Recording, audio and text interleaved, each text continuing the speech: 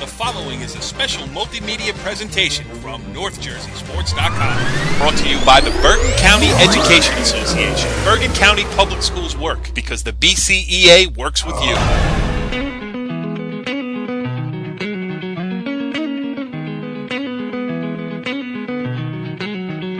We are Talkin Hoops, NorthJerseySports.com's original multimedia series talking all things North Jersey basketball. I am Corey Doviak, being joined by our NorthJerseySports.com basketball insider, Richie Ballgame Barton. What's up, Richie B? Not much, just hanging out and getting a little Passaic County action tonight. Yeah, you said it, pal. We have been Bergen County heavy, and we cannot forget to reach out to our brothers from the West. We are going to break down the Passaic County boys basketball tournament, which got underway last weekend with the new preliminary round, a new format. We'll talk to our guest list about the changes, and it is a very impressive guest list, Richie B. It sure is. We will be joined by Passaic Valley head coach Rob Carcich, an old friend of mine and an old friend of the site, a newcomer to NorthJerseySports.com. Passaic Tech head coach Mike Boorman will join us. And just a little preview, we do this show in segments, so sometimes we do the opening first, sometimes we do it after the interviews, before. Let me just say this. We taped the Mike Boorman interview already. And, Richie B., what was your first impression of having Coach Boorman on the show for the first time? It's one of the best interviews we've ever done. I agree wholeheartedly and 100%. So you're going to want to stay tuned for that. He is candid. He is honest, and he knows his stuff. That's going to be fun. Also, we will have Hawthorne Christian head coach Kevin Stanford on. The Defenders, the lone undefeated team left in North Jersey. Richie B., we've both seen them, and we like them. A big fan of Hawthorne Christian. Got to see them against Saddle River Day earlier this week. They're just tough. They're solid. They move real well without the ball. They have a big man inside, Alex Thomas, 4-year starter. Chris Oss, also a 4-year starter at the point guard position. They're not the deepest team, but their starting five, I feel, can play with any starting five in North Jersey. Agreed. I saw him earlier this year as well at the public versus private showdown at Dwight Morrow High School. That was fun to see him there. So we'll get his view. I mean, he's seen the tournament from every angle. He's been a low seed. This year he's up to a number 5, and he's got the free ride into the quarterfinals because of the double bye system they put on. So it's going to be interesting to get his thoughts. And then we will close the show with an old favorite, our friend John Fink, the West Milford head coach, Richie. John Fink is your guy. Let's call it what it is. I will ask 0 questions to John Fink, and you will ask about 27, and it'll be a 2-hour interview. You're assuming that he's going to allow me to ask more than one question before he commandeers the microphone and never lets me get it back. It's going to be a struggle. Yes, absolutely. But it's also going to be a lot of fun. So let's kick it off right off the top here. Let's welcome in Passaic Valley head coach Rob Carcich. Coach, what's going on? Nothing. Everything's good tonight. I'm out here barbecuing a little bit. It's nice and cold. But I got to stop for you guys. Always stop for Richie B. and Big Bad Corey. Yeah, well, we do appreciate that. But, in the show prep that I was doing to line you up for this appearance here, you said you were taking the wife out for dinner. Those plans have been scrapped? Yes, they were. We could not get the babysitter that we were expecting, so instead, we get better food. I get to cook. All right. Yes, I have been to the backyard of one Mr. Rob Carcich, Richie, and he does have a fully stocked, let's say, cooling apparatus down right in his lower basement area. How come no invite for me? Well, because we wanted to have a good time. Anyway. Oh, okay. Let's talk some Passaic County boys basketball tournament here. Rob, you guys, I don't need the term roller coaster up and down. It's been kind of that way through the first 10 games of the season. Passaic Valley seems to have turned it on. Now, winners of 6 of your last 7. You got it up to 11-6 on the season. So, do you feel like the consistency is coming here? Well, I sure hope so. Good answer, Coach. Your guess is as good as mine. Yeah, has it been frustrating? I mean, I guess that's a dumb question too. You know, high hopes for the season, a big senior class, a lot of talented players, and you know, it had to be a little bit maddening early on. Well, with the schedule that we had, you know, you knew it was going to be a little bit daunting. I wanted to challenge the kids. I wanted to put them in tough situations, and certainly did that. So we're starting to respond a little bit to put them through. So hopefully it'll pay off in the long run. Yeah, and you know, the way they're doing the Passaic County tournament this year is interesting. I mean, I give the Coaches Association a lot of credit for recognizing the inequities of that. The old first round where 16 would play one and, you know, whoever it was would go in and get hammered by a Kennedy or the old Patterson Catholic. So they switched it up this year. They played a preliminary round where they broke off the bottom part of the bracket. You guys got a bye into the official first round. Top 4 seeds got a bye into the quarterfinals. Before we talk about the tournament, you know, your upcoming game and everything else, do you like the way the tournament's been, you know, bracketed this year? I think it's great. Actually, I was the first one to bring it up to Coach Ring at Kennedy, and he liked it because I saw it somewhere. I think one of the other counties around here was doing it. And I thought it was great. If you're one of the lower guys, like you said, who wants to play them? And now with the way they're doing the PowerPoints, if you're a top seed, you want to play a 16 seed who may be, you know, 1-12, and you're only going to get a couple PowerPoints. Maybe you pick up an independent game, and whether you win or lose, you probably pick up more PowerPoints than you would had you played a 16 or a 15 seed. That's a point I didn't even think of. Wow, that was a really great idea you had there, Rob. No, I introduced it to Coach Ring, and he introduced it to Mr. Vaca, and then from there it went to the powers that be, and, you know, I think it was the right thing to do. Yeah. All right. Richard, you go ahead. I mean, again, you know, as we said before, up and down season here, but you're starting to pull it together at the right time. Stefan Minnick, you know, getting healthy. I know he was out for a little while with an ankle injury. He's come back. He's shooting the ball well. But in his absence, you know, you've had to have other guys step up, Zach Meslinski, you know, Jahan Wright, you know, Tito Ramirez in the game I saw you at Wayne Valley earlier this year. Right. I mean, do you think, I mean, obviously you don't want your best outside threat hurt, but it also gave some other guys bigger roles that, you know, can help you in the county and state tournaments.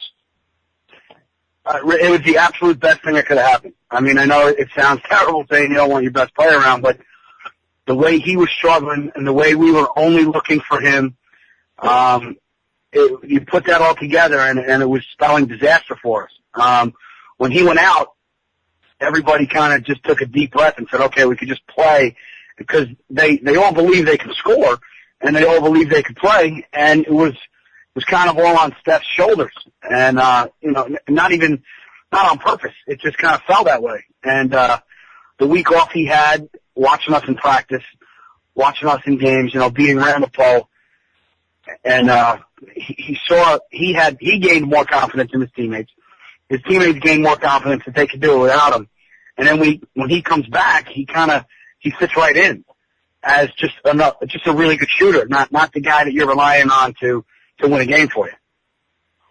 Yeah, it's a good point. It's funny too, because I watched Passaic Hills play last night, and they lost their two frontline starters, and they had, you know, two kids who had to step into the starting line and fill in for them. And then all four were back last night, and they bombed Westwood because, you know, the kids who had filled in for them had confidence. Now they went from being real thin to being real deep, and you guys almost in the same circumstance. Not that you didn't know what you had already in Steph and Minich, but other guys now, you know what they could be. So I probably think that's a good point. All right, let's talk about first round. So you guys had the preliminary round bye. You enter the tournament this weekend. You're the number 7 seed, taking on number 10 Pompton Lakes. And you see, that's where the idea that you brought up was a great one, because Pompton now is feeling good. It's got a first round win in the Passaic County tournament under its belt going into you guys here. So, you know, and it's a funky matchup. Even though you guys are in the same county, you'd probably when was the last time you saw Pompton Lakes, and how do you feel about going and playing them in the first round? Well, as I stated before, I thought it was great, and now I think it's terrible because now we're playing a 12-14. But in all seriousness, it's great that they won. They got the first county win in however many years. I was at the game, the Pompton Lakes Hawthorne game, and you see the great atmosphere that all those people had. It was a tight game, and you don't get that if Hawthorne, the 15, is playing at the 2.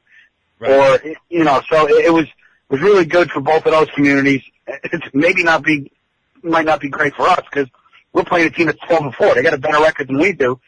And, and they're the 10. They're good, they're big, they're athletic, and they could definitely come in and give us a whooping. Yeah. Go ahead, Richie. I mean, just talk about really the inside guys, because obviously Steph gets a lot of attention, and rightfully so. But when you could go 6'5", 6'5", 6'8" across the front line, that's going to cause a lot of matchup problems. Especially for in this instance, a Group 1 team like Pompton Lakes. Yeah, it can bother a lot of people. And not having Sean for the whole preseason, he didn't have a preseason after he got hurt. He got that concussion. So his first game back after he had a couple practices in, and then his first game back was after Christmas. So he's basically been going through preseason while we were playing Linden, Teaneck. That was his preseason. When we were having practices and scrimmages, he's going through getting ready for the season, playing against some of the best competition in New Jersey.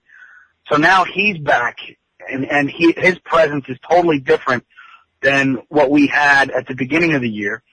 And our guard, Zach Masalewski, who's a great athlete, second-team All-County quarterback, he didn't play last year. So his preseason lasts a little bit longer because he doesn't know what to expect. So we're really just starting to get going, get everybody getting comfortable with their roles. How about, one thing we should mention is Minutes went over 1,000 points in the win over West Milford on Thursday night.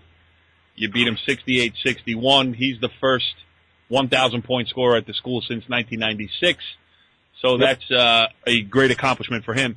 And Rob, we've talked about it many times, both in person and on the show here. The evolution of this program from when you took over. I mean, the state's longest losing streak to now, we're talking, hey, you're 11-6 and you're inconsistent. I mean, I think that speaks volumes to where this program has come in its, all the great games that we've covered from, your state final run to state national. Don't do it. To the greatest game I ever covered, which is the 5 overtime game against Old Japan in the state sectionals. I'm hanging up. I'm hanging up. You're killing me. Come on. You promised me you wouldn't bring it up. My question in all of this is, do you feel like now that this team is capable of making another one of those postseason runs that have become the norm with you under the brilliant tutelage of head coach Rob Carcich? I'm not so sure brilliant tutelage is the right word. I almost said brutal tutelage, so maybe there was a Freudian slip in there. That may be more consistent with the way it is. It's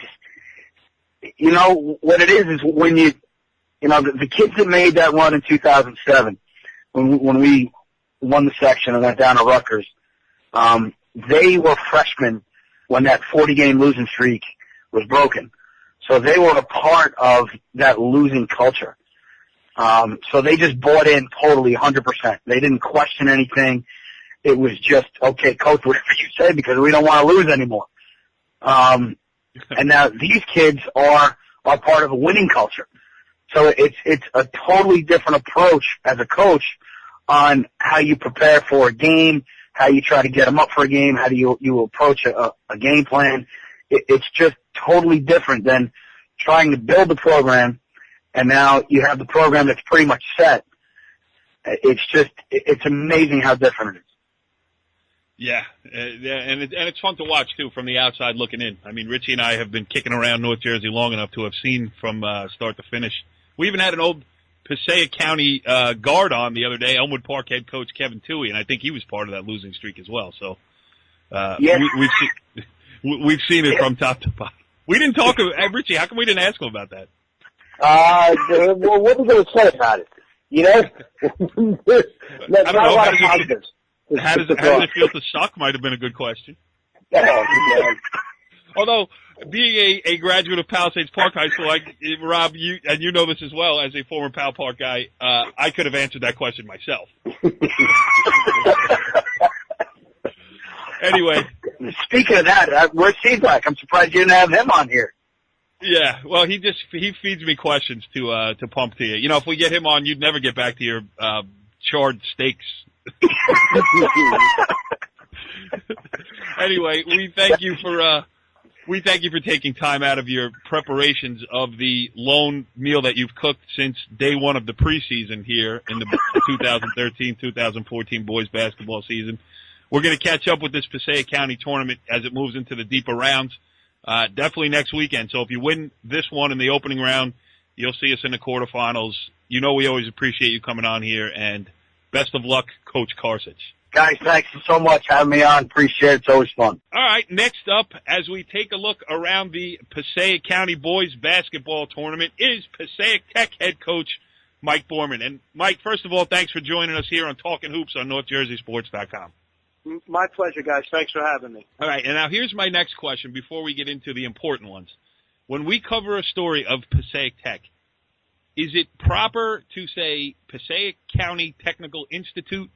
Is it Passaic County Tech, PCT, or PCTI? I always run into that problem when editing stories. Listen, it's like, potato, tomato. It's up to you, wherever you want to do it, okay? All right, so you take no offense. PCT is fine. No, you can call it, anything you want.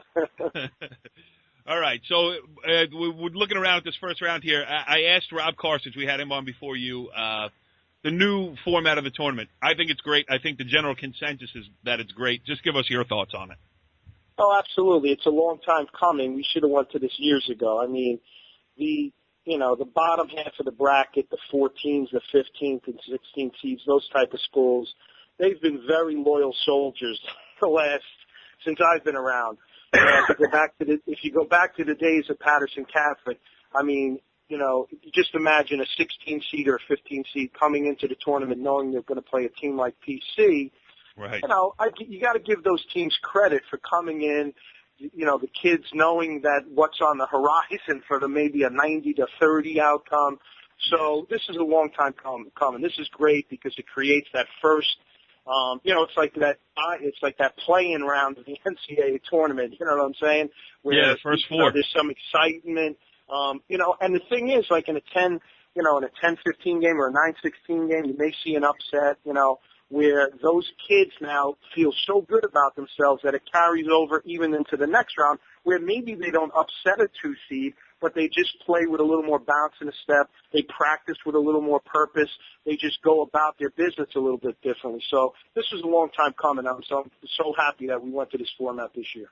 Yeah, now good stories are starting to come out of that preliminary round. Pompton Lakes first Passaic County tournament win since. Hawthorne will get one in one of these upcoming years. So, those are, and, those Pompton Lakes kids down 20 years, as we know, we're always talking about our glory days of high school basketball. They'll say we were the first Pompton Lakes team to win a county tournament game. Nobody cares that the format was changed. So that's right. It doesn't matter at all. You're absolutely right. And the other story, too, and it wasn't a story when it happened, but it became a story last night, is Passaic beating Clifton. People were like, oh, well, that's a nice win for Passaic. It's a little surprising. But then Clifton turns around last night and beats Don Bosco. So that's even an adding element. It's like, how did Clifton not, survive the first round of the counties, Yeah, that speaks highly of Passaic County basketball overall. Yes. Because Don Bosco Prep is the number 1 seed in the Bergen County tournament. But and the 5 seed, I didn't mean to cut you off, but they're 5 seed number 5 ranked team in the state. So obviously for a team like Clifton from our county to win that kind of game last night is just great for the whole county. And listen, we know, the guys that coach in this county know that, Tuesdays and Thursdays are some long nights and there's a lot of fun, everything's a war and the games are tough. You tell other people and they don't really kind of appreciate it, But when a team like Clifton can go out and prove that point for us and go out and beat a team like Bosco, it just says a lot for the county. Yeah, that's a great point. Go ahead, Richie. I mean, again, we talked about, before we went on there how you guys have struggled to get some consistency going. But, from what I see, just looking at the box scores, it says more in your losses than your wins. I mean, a 5-point loss to Kennedy, losing last night to Eastside by 7. What's the other one that jumps out? Burden Catholic was a close game. Tremendous research, Richie. Yeah. We've been in some. Listen, I don't like. I know people look at close losses against good teams. There's some value to those too, but you got to be careful. You don't want to be very good at losing. Years ago, I used to be in the boxing business, and sometimes we used to have these fighters that always fought just well enough to lose. You know what I mean? Like they put on a good show, but yet they never got their hand raised. I don't want to be that opponent that just does just enough to lose. We want to try to get over the hump. If you went back and looked at the film and watched those games over, and you saw some of the possessions where we maybe hurt ourselves, whether it be offensively or defensively. And again, obviously because I'm driving a bus, I'm more critical of what we're doing. But if you look at some of those possessions on both sides of the ball, I'm not happy that we lost by 7 last night to Eastside. I'm not happy that we lost to Kennedy by 5. I'm not happy that we lost to Burden Catholic by 6 because, again, I'm looking at opportunities that we didn't take advantage of where instead of losing by 5 or 6, we win by 2 or 3. Yeah, that's a great point, too. I was reading somewhere, I think a quote popped up on Twitter where it was a Vince Lombardi quote that said, once you learn how to lose, it's a hard habit to break or something like that. And not saying that your kids have done that, but, you can't it's a moral victory speech only goes so far, Exactly. When you see your So how about now moving on here? First round of the states, you guys have, first round of the county tournament. You guys obviously had a bye into this spot. Is that correct?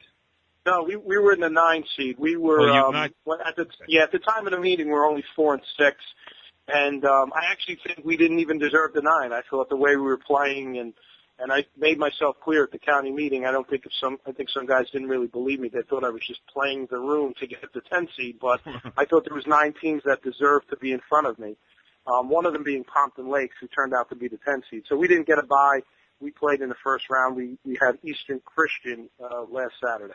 Right, okay, you're right. 82-49 victory over Eastern Christian in the preliminary round. Now I got my notes together. Tremendous research on my part as well. That's great. So now moving into the official first round, you're the 9, playing Wayne Valley, the 8. We know Joe Light around here for a long time as well. You know what you're going to get there, a well-coached team that knows what it's doing. You're going to have to beat them. They're not going to do it for you. No, absolutely. I mean, the thing is they're well coached, and like you said, they're not going to beat themselves. And here's the reason why. People make general comments like that. They're well coached, but here's specifically why.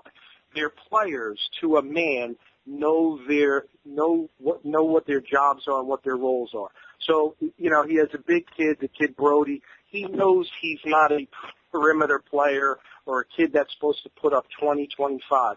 What's his job? He screens and he rebounds and he defends. So he knows his role. The point guard is not a kid that's looking to score first and set up his teammates second. So he knows his role. So when you put 5 guys on the floor who are like that, obviously you're going to have some level of success, even if they're not the most athletic team, which I'm not saying they're not athletic. I'm just saying when you have that kind of mindset throughout the 5 guys that are on the floor, you're going to be successful. Go ahead, Richie.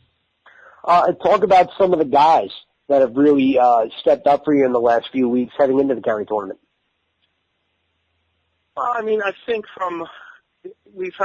it's different for different guys on the team. Like I'd say Zaheen Beal is probably our most consistent player, our best player from the beginning of the year to this point. But then I have other guys who've been, maybe a little bit up and down, similar to our record. And that explains why we're 9 and 8. Like Ernesto Regalato, I think, is one of the best scorers in the county. But he's had some nights where he hasn't shot the ball well. And the thing we've been trying to get through to Ernesto is that when you're not shooting the ball well, what else can you do to help us win? So that's something he's been trying to work on. Transition defense, setting up his teammates, doing some other things. Like last night, I thought he just played offensively. I just thought he played okay, but he guarded the kid Asim from East Side, and Asim only had 12, a very quiet 12 too. He wasn't really dominant in the game where he was the first time around when we played East Side. I think another kid that's been very consistent for us, again, one of the few guys, is Vic Mitchell, our point guard, who's been pretty solid from the first game we played up and through now. Had a very good game last night against Eastside, helped us in transition a lot. We had a lot of transition opportunities against Eastside, so he's been well. A kid that I think's been very up and down, Devon Bavard, who last night played well against Eastside. I thought was the best player on the floor in the second half. He has 17 in the Eastside game, but he's had games like the first time we played Wayne Valley, he had 1 point and was a no-show.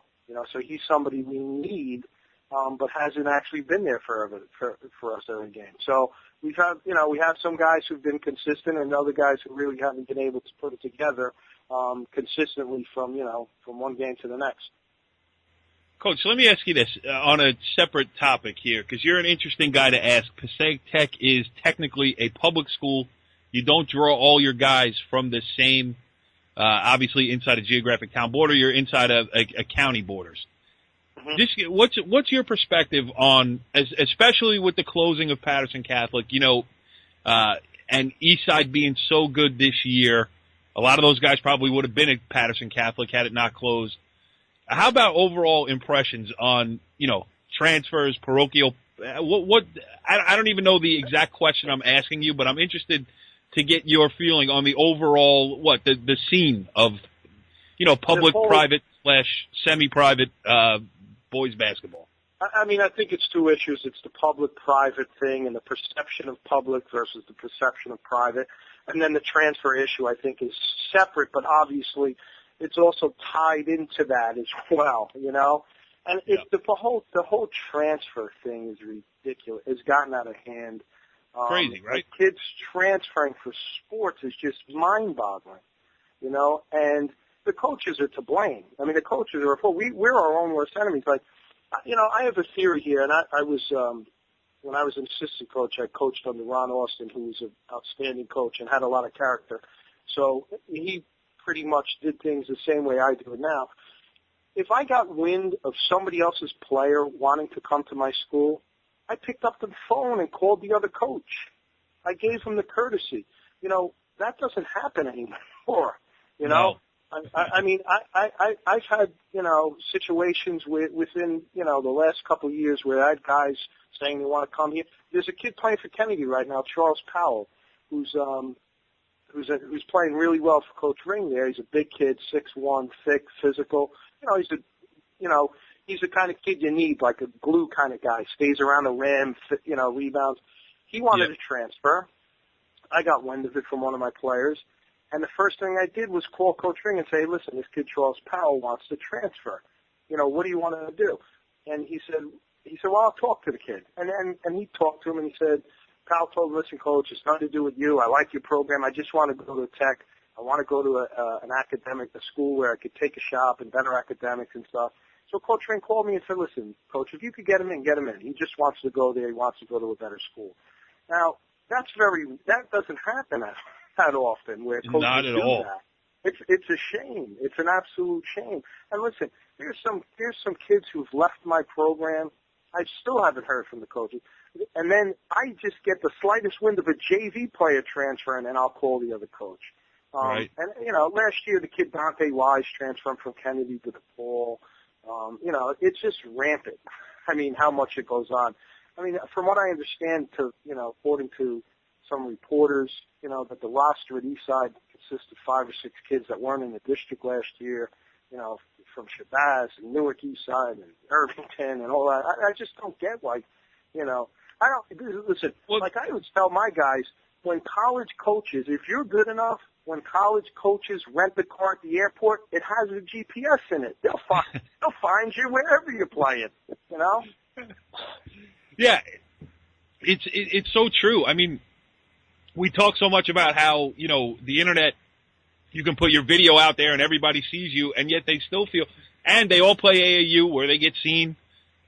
It really, does it matter that much? And I think, well, I mean, I think a lot of things. The college game has been diluted by the one and dones, but that's okay for me because I like it better. I like watching those teams that keep their, I love watching Wichita State this year or a Creighton where, you know, that group has stayed together. So for me, those are the teams I root for, and it's easy, you know, okay, that's a one and done team. I'm not rooting for Kentucky. But at the high school level, you know, there's no money and there's nothing at stake here other than the egos of the guys who are looking to get the players. And I don't understand in all these sports, in football, like I see the goal is to be the best high school team ever to lace them up or suit up or buckle a chin strap or whatever. But for what? That's my question, and I can't find the answer to it. I don't know. I always ask some of my coaching friends, hey, are some of these guys getting paid by the win? Because I'm not. I might try to get worked that into my deal. Although this year I'd be starving if I was doing it that way. You know? But like I don't get, like I always say to my friends and the people that I'm close to in this industry, I say, I'm not chasing some teenager. Are you kidding me? I chased teenagers years ago when I was a 15, 16-year-old teenager, and she was a 15 or 16-year-old teenager. Then I chased a teenager. I'm not now. Did you ever catch any? No. One. I finally found one slow enough, so I married her. But Me too. I'm not going to go running around and begging guys to come here, and you know. And I always tell the same kid, like people bring me players, like in 8th grade, say, Coach, he wants to come to Tech. And he's really good, and this boss goes after him, and this guy's after him. And I always tell the kids the same thing. Listen, those buildings cannot do anything more for you than you can do for yourself. I don't care where you go. You don't have to come play for me because you could do more for yourself than I can. But don't let people lie to you during this process and say, well, this is built like – They refer to school. Oh, Bosco could do this for you. The building's an inanimate object. It can't do anything for you. You do it for yourself. We've had kids. Listen, we had a kid, Hashim Bailey, who played for us a few years ago. And you mentioned Kentucky a little while ago. John Calipari made his way to Passaic County Tech not once but twice to recruit the kid. And that kid played with Derrick Rose and almost won an NCAA championship if it wasn't for Mario Chalmers. So, again, now, the building didn't do that. I didn't do that. This kid was 6'10" and put the work in. You know what I mean? So the myth that the building, like the Catholic school, listen, the kids can do more for themselves than they ever will realize, but nobody really tells them that. You know, they talk about these talk about these programs like they have magic wands. If there's one magic wand program in this area of the country, it's St. Anthony's. Right.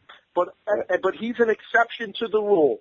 He's an exception to the rule, Coach. I agree with that. And nobody, I mean, both Rich and I know Bob Hurley going back, 15, 20 years when I was stringing for the Jersey Journal. A nicer man, a classier man, a man with more integrity I have never met in high school athletics. That being said, when you talk about St. Anthony as a high school and what it can offer you academically, that's the question. I mean, I understand, the highest level player can go to St. Anthony and will get a college scholarship for basketball. He gets all of his kids college scholarships, but that's because those are not that's because. I don't want to say this to denigrate Coach Hurley in any way. He's the best. But those kids could probably get scholarships at their home high schools with a better academic program. Yeah. It's just the benefit of playing. Listen, if there's a player that maybe somebody's on the fence about, when I say somebody, a college, let's say a Division I program, and they're on the fence about a player, that's where the call from Hurley makes a difference. Oh, absolutely. As opposed to Mike Boorman. So you're right. If a lot of the players he gets, they would be Division I players or college scholarship type players elsewhere. There's a kid that actually is on his roster this year, a kid by the name of McDuffie. his sister came to our school, and he was enrolled in our school up until the day school opened in September, and he transferred to St. He signed himself out to go to St. Anthony's. Listen, I can't fault a kid if he's going there. You know no, what I I mean? agree. It would be hard to say no to Coach early. I agree with you. To say no. That's why I say he's somewhat of the exception. But for the most part, those kids can go to Shabazz, and if they decide they want to put the work in, if they decide that they want to be scholars and do what they can academically, and if they need support services academically, they get it from the school, then they could do more for themselves than any of us can, including Hurley. Yes. Richie B., how great was Mike Boorman on Talkin Hoops? Outstanding. Outstanding. Top notch. You got all honesty and no frills. Carcich wants to set the bar awfully low. Oh, well. Yeah, that's why we had him up first. Right. Get him out of the way and build up the show. That's what we like to do. He was barbecuing for his wife in 1-degree weather in his backyard in Washington Township. So that just sets the tone of the interview. But we see who has the pants there. And those are short pants. That's right. Well, Mike Boorman, the head coach of the Passaic County Technical Institute Bulldogs. I said it in full for you. And listen, we appreciate your time here. I am glad that, all kidding aside, I'm glad that Coach Carcich suggested to us to have you on the show here. This was a lot of fun, and you will rue the day that you picked up the phone because now we know you, we know where to find you, and we are calling back. Thanks, guys. It was my pleasure. I appreciate it. All right, that was great stuff there with Passaic Tech head coach Mike Boorman. A lot of fun. It was the first time we had the opportunity to have him on our show here on NorthJerseySports.com, but he was certainly not the last appearance for the coach. All right, we will continue our look around the Passaic County boys basketball tournament, but we will end this portion. We'll call this part 1 of Talkin Hoops. We'll get the second edition posted shortly. That will include interviews with Hawthorne Christian Academy head coach Kevin Stanford and West Milford's John Fink. But we'll stop here and pick right back up. Show will be posted in 2 parts. We'll catch you in a minute on the other side. Show will be posted in 2 parts. We'll catch you in a minute on the other side. Show will be posted in 2 parts. We'll catch you in a minute on the other side.